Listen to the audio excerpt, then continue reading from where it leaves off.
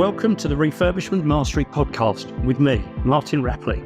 If you're a property investor who is worried about paying too much for your next property, concerned that you don't know how to manage a refurb, or scared that you will be ripped off by a builder, then this is for you. In this podcast, I share over 30 years of experience of managing refurbishments and conversions to help you make more profit, save your time, and ultimately enjoy the process. On with the podcast.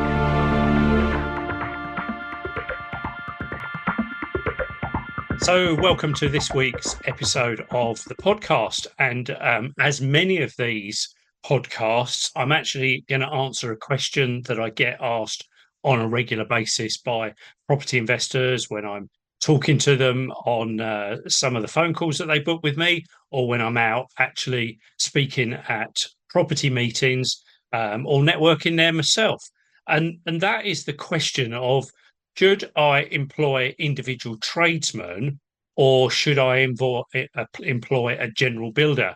Or it's in the context of, I always employ individual tradesmen because they are cheaper than employing a general builder. So I thought I'd just unpack the pros and cons of each for you today. I'll explain where I recommend you should be going. I'll explain the route that I take, and I'll allow you to make your own decisions by the end of this podcast. So let me unpack working with individual tradesmen first as the first option, and the option that I know a good number of property investors actually take. And this is very much from the context of running or refurbishing a bit of bigger project. So I'm not talking about freshening up a bedroom between two tenants, or possibly even freshening up, a small property. I'm talking here about taking a property where we're doing some significant alterations, some significant improvements, and possibly even converting it from a house to an HMO or a commercial to a residential property. I think if you're, I'll perhaps just cover those smaller projects towards the end of this episode. So if we're employing tradesmen, the first thing to appreciate that is, if you are going to bring in a carpenter, an electrician, a plumber, a painter, all of those different tradesmen that you need for your project, then ultimately you become a foreman. And if you were to, if you walk down the streets around your town and you look at the big projects, and I know we're not doing projects as big as that, but if you look at the big projects that are going on those projects, there will be a foreman, or maybe even a number of foremen on some of those projects, that are working and managing the tradesmen on a day-to-day basis, because they are responsible for delivering the construction of a block of flats, say, and they will be responsible for ensuring that the tradesmen are doing things correctly. Sometimes those foremen might be called site managers, but ultimately they are responsible on a day-to-day basis for ensuring that those tradesmen deliver the right thing, which is exactly what your role will become if you engage individual tradesmen. So if you're happy talking to builders or tradesmen pretty much every single day, then that is absolutely the role for you. The thing to appreciate is that, to some extent, you're not only managing the individual tradesman from a work position, but you're also going to become a little bit of a social worker. You're going to be dealing with their problems along the way. Now, some of those problems could be, I don't like working in the same room as another tradesman. I like to have my space. So if you've got someone else working in this room, I'm not going to be happy working here. So you're going to have to deal with those kinds of things. Sometimes there have been some fallouts in the past, and you're going to have to deal with that. But you're also going to have to deal with the worker that has had a row with his wife in the morning, pranged the van on the way to work, got a problem, collect it, and has now got to collect the kids from school. You're going to have to deal with all of that, and you're part of all of that. So the tradesman that turns up late because the van's broken down, you're going to have to deal with the knock-on effect with other tradesmen that may be working in the area, or other tradesmen that are dependent on that knock-on implication. So there's a little bit more to it than just bringing in the tradesmen. You've actually got to, manage them and coordinate them when they are working with you. And sadly, some of those issues that you've got to deal with are wider than just the issues of buying materials, say, and making sure they've got the right materials. You're going to be dealing with wider things. In the context of buying materials, some of those individual tradesmen will buy their own materials. That's not a problem at all. But a lot of the time, I talk to property investors that are managing individual tradesmen, and they're also buying a lot of the materials themselves. So you're taking on a huge amount of responsibility here, and ultimately, with unless you've got quite a lot of experience and knowledge, you're taking on, quite a bit of risk as far as, are you buying the right materials? Are you buying the right quantity of materials? Are you buying the materials in time for the individual tradesman to be working with those materials? And ultimately, are you bringing in those tradesmen in the right sequence? Are you crossing over and interfacing where there needs to be some crossover? And particularly think about things like kitchens, where we've got electrics and plumbing and carpentry and tiling, and later on we've got some decorating. Are you, are you able to manage all of that interface needed between those different tradesmen? So if you are working with the individual tradesman as a foreman, you are taking on a lot of responsibility to ensure that these projects are delivered successfully. And whilst you might think that this is a cheaper route, there is a risk that it can cost you more, particularly if you're buying materials yourself. It's very hard to pre-calculate, pre-budget the cost of those materials. So if you're buying things a little bit on a day-to-day basis, it's not until the end of the project do you actually know what those materials have cost. Some of these tradesmen are not going to give you a price for their work. They're going to say, my daily rate is this, and I expect to be there 3 days. Well, that's great. But if they happen to be there 4 days because something else has gone adrift earlier on in the sequence, then there is actually a high chance that you're going to incur additional cost here, there, and everywhere. So it's really hard to preempt the cost, to calculate the budget for these projects where you've got individual tradesmen and where you're buying some or all of the materials as you go.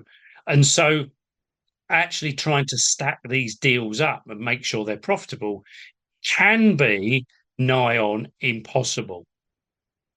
Ultimately, this method can therefore be quite stressful. We're dealing with a lot of things on a day-to-day basis. We're buying an element of the materials. We're not totally clear of the budget. So actually, this is high intensity stuff. And as I say, quite stressful, particularly if you haven't got skills of doing this.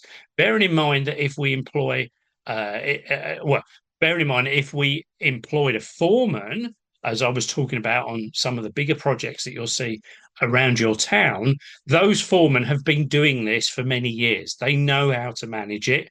They're not necessarily the ones that are ultimately responsible for the cost. There's other measures for setting those kinds of budgets. And whilst it is intense and hands-on, at least they're used to doing it. Now, when I was working for builders back in the day, I was predominantly working as a quantity surveyor and project manager. And I generally had foremen, or what we called site managers, managing the day to day on site for me. But every now and again, they would go sick, or that they would have a holiday and we couldn't provide cover, and it was me that had to go to the project for 2 or 3 days to cover sick, or cover a day off or something like that. And I used to reckon they were the hardest days of my whole career, because I wasn't used to doing it. Other people would say that some of the things that I did were actually the hardest thing, but because I had grown into it, I'd been doing it for a number of years, managing the budget and delivering, or managing the interface between myself and my clients wasn't actually that difficult for me because I'd done it so many times. And it's as the as is the same with everyone. The big advantage I had was at least I knew about the projects. I had a pretty good knowledge about how the projects went together and construction methods, and I knew a lot of the tradesmen as well. So it was still stressful for me, even though I'd got some skills and probably got more skills than a lot of property investors. So all in all, in managing individual tradesmen is definitely hands on. And yes, you might save some money, but you will definitely spend a huge amount of your time to save that money.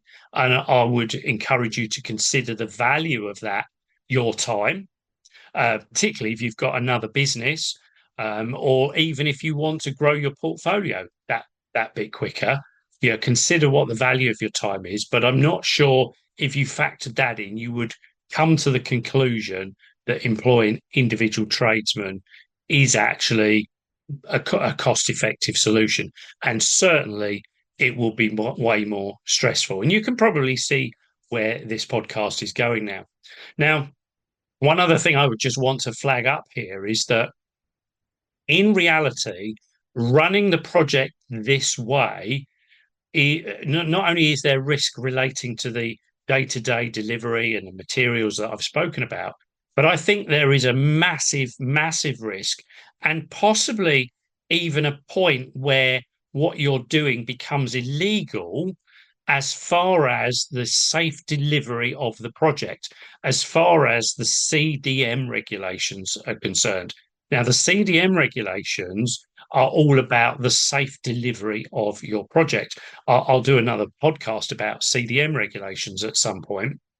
But ultimately, if you are the foreman, if you are involved with managing the individual tradesman, then ultimately you have taken ultimate responsibility for the safe delivery of the project. And I think you should therefore be qualified to do that. And if you're not, I think what you're doing is potentially illegal. So this is where I think something that property investors have probably done for many, many years, and it probably worked on smaller, simple projects back 15, 20 years ago. Now, as we take on bigger, more complex projects, I think not only are we taking on an enormous amount of risk, but I think we're also potentially doing something that could be considered illegal. So there's my thoughts on the tradesman approach.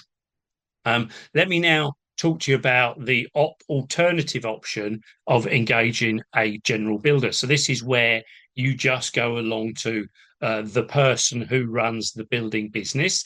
Now, they may be a tradesman themselves, but they will be working at a slightly higher level as a manager of the business, as well as potentially a tradesman. Or they may indeed be a manager of the business and have a number of foremen working for them.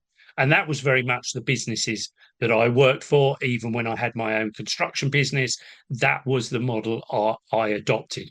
I was the manager, and I had people working for me that could manage the individual projects on a day-to-day basis. And then I would manage from a higher level and manage those individual people. So the big advantage here, of course, is that you now only have to talk to one person. You only talk to Bob, who runs the business. So Bob the Builder Limited has lots of people working for him, but you now only talk to Bob. So much, much easier. You haven't got to have multiple contacts. Every time you need something, every time you think about something, every time you visit the property, you only need to meet Bob. You only need to talk to Bob. You may well know the other tradesman, particularly if you've worked with Bob numerous times, and you know who his plasterer is, and you've met his painter, and he always uses the same electrician. So you may know some of those tradesmen, and you may well have a bit of a conversation with them. Ultimately, your principal contact is now only one person. That's now only Bob. And because Bob is running the project for you, you now don't need to be on site most days of the week. You probably only need to visit once a week. Bob and his team will be there every single day of the week, but you don't need to, which means you've now freed up an enormous amount of your time. What could you do with that time? Could you run another business? Could you be sourcing other property investment deals? Could you be sourcing finance? Could you be doing something with a family? Could you be on holiday, sitting on a beach somewhere? All because you've now stepped away from the day-to-day management of the project.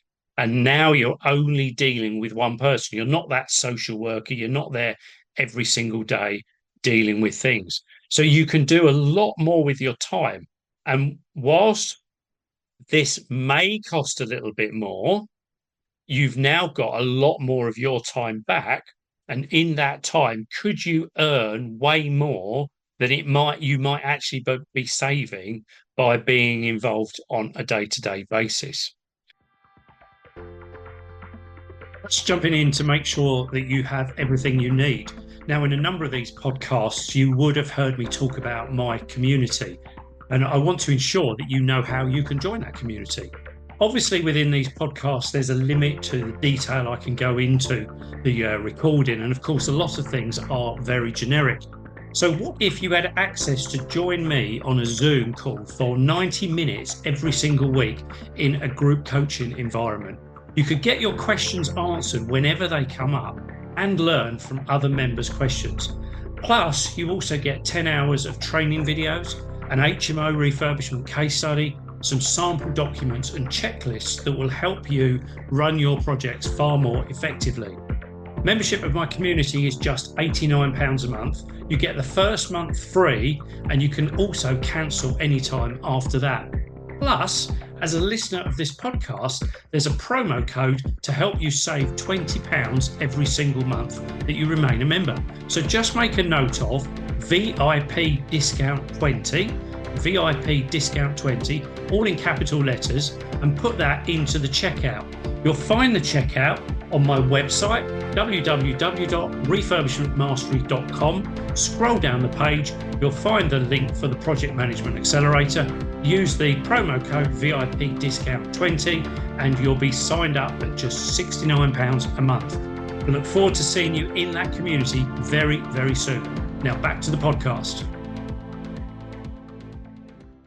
And the thing about working with Bob is we can now get a lump sum fixed price for the delivery of this project from Bob and his business. In fact, we might have got prices from several builders for this project, and we've interviewed and we've done our due diligence and our research, and we decided that Bob is the best one. He may even be the most competitive price as well. But because we've now got a fixed price for the delivery of this project, managing our budgets is way, way easier. If Bob's price is a little bit over our original budget, we can make a decision before the work starts. We can decide to take something out. We can make a decision that actually we're happy to spend a little bit more. We've got a little bit more money set aside from our contingency, so we can afford it. But importantly, because we've got a lump sum price in advance, we actually are in a position to manage our finances that much better. So less likelihood of going over budget, no stress from not knowing where we are with the budget. And ultimately, we are in total control. From a health and safety perspective, Bob is taking an element of the control of the management of that site. The CDM regulations say that we are still ultimately responsible. We can delegate we can't delegate that responsibility, but we can delegate the control of that responsibility to an external CDM advisor, health and safety consultant, to look after that for us. But ultimately, that external advisor can ensure that our general builder, Bob, is perfectly capable of delivering the job on a safe, from a safety perspective. Which means we're not there every day worrying about whether the project's being delivered safely, because we know Bob is doing that for us. Now, if we talk about risk, there is risk associated with going over budget, but actually, in my mind, there's a huge amount more risk of health and safety and the worst case implications of, health and safety issues on your project. So I would definitely want to be outsourcing as much of that, or delegating as much as that, as I possibly can. So now, because I'm not on site every single day of the week, because I've got one point of contact, because I've got a health and safety consultant and they're keeping an eye on the builder, and the builder is ultimately responsible on a day-to-day basis, because the builder is predominantly working on a fixed price, predominantly providing most, if not all, of the materials, suddenly the whole thing is way, way less stressful. I've got way more time to find other deals. I've personally have got time to run another business, which ultimately is training property investors how to manage their projects on a better basis. And I've got time for holidays. And if I go on holiday, I know the project is still operating. And whilst I might need to have a few messages with the builder whilst I'm away, I certainly don't need to be there on every single day or most days of the week. Now, ultimately, if you want to grow your business, then the only way, and this is the way that the professional development businesses operate, the only way is to work with a general builder. The approach of working with individual tradesmen is very much an amateur approach. It works, but it won't allow you to grow your portfolio particularly fast. You'll pretty much only be able to work on one, maybe two projects at a time.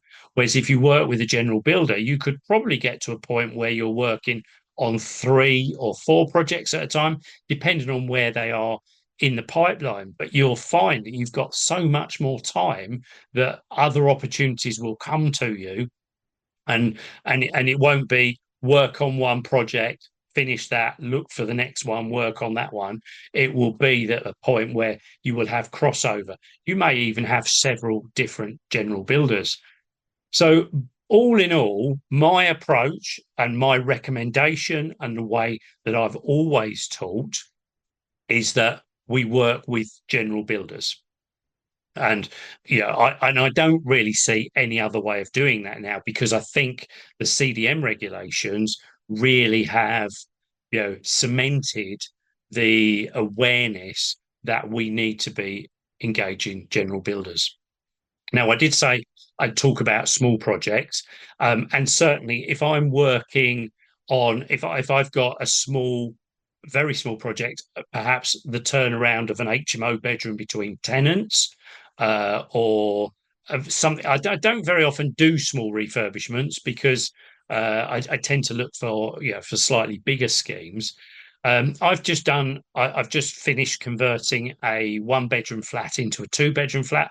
I did that with a small builder. The contract sum was, in the end, somewhere around about £40,000 for a full refurbishment and converting into 2 flats.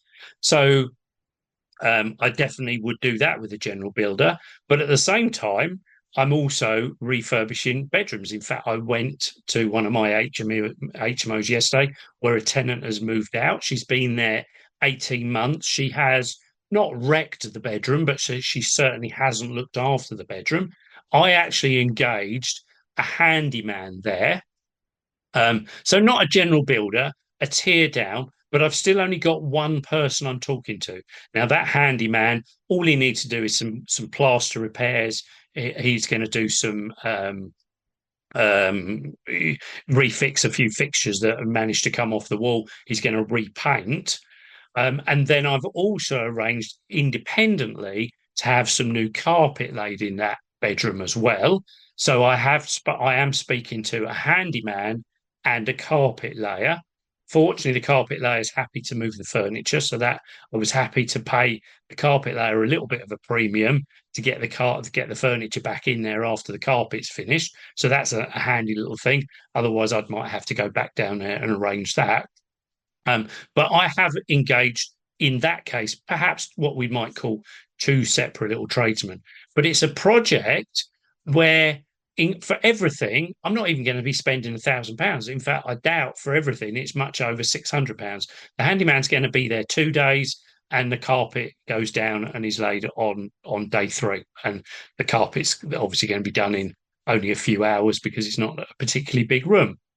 So that's how I would manage those smaller projects. So you may have individual tradesmen on those smaller projects. You do still need to be aware of the health and safety, but of course, the risk on those smaller projects is massively reduced. You can do yourself a risk assessment and assess that and make sure everyone's working safely, and you should be okay. Of course, that's assuming you know how to do risk assessments, as I do. Whereas larger projects, my risk assessment says high risk, need to get in someone who knows what they're doing, that and outsource that accordingly. So, which way do you want to go with your investment and refurbishment and development business? Do you want to take the amateur approach, possibly keep the costs down, get a lot more involved, and work with tradesmen? Or do you want to take what I would consider is the professional approach, engage in general builders, growing your business, running your other businesses that much easier, and have the far less stressful approach? I know where I want to be. Maybe having heard this episode of the podcast, you've now got clarity as to where you want to be. So keep in touch. Let me know what your thoughts are. Drop me a line. And it'd be great to hear your thoughts, your feedback on this particular content. Thanks very much for listening. I'll catch up with you on another episode very soon. Thanks for listening to this podcast. Please do like, share, and leave a comment where you can. If you need any guidance or advice with anything to do with your refurbishments or conversions, then don't hesitate to reach out. You can book a free call with me by clicking on the link at the top of my website, refurbishmentmastery.com. There's other ways you can contact me in the show notes as well. I look forward to speaking to you again soon.